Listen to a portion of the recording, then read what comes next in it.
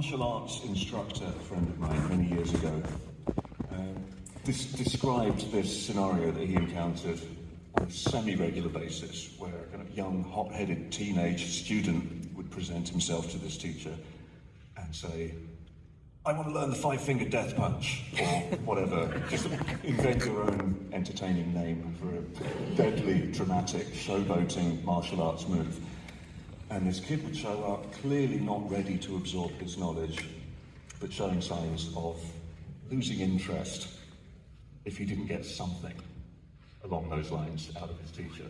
This is a kind of motivational thing. And I actually related to this because this friend was teaching martial arts and I was teaching guitar, and I had lots of students with the same kind of phenomenon, where they would say, "We want to learn this Yngwie Malmsteen solo." It's like, well, you can't play Michael Rowe the Boat Ashore. If I just force him to play Michael Rowe the Boat Ashore, he's going to sell his guitar and get a PlayStation. So you need to find a compromise. So this martial arts guy had a line for his students, which I stole, because I think it's great. He said, "Okay, I will show you this move, but know this, it will only be useful to you the day you can do it quicker than you can decide to do it." And I think whatever you learn on your instrument is kind of like that. When you're learning a new scale or stealing a lick from someone, it's passive vocabulary.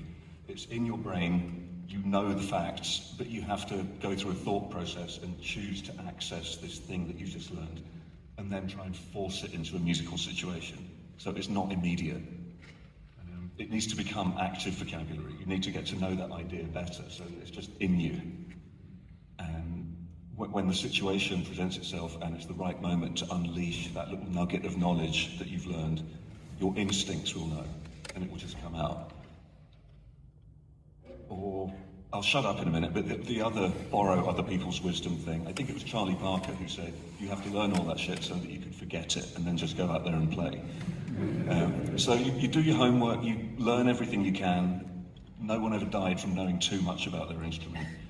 But then at some point, you just have to let go and see what comes out of you.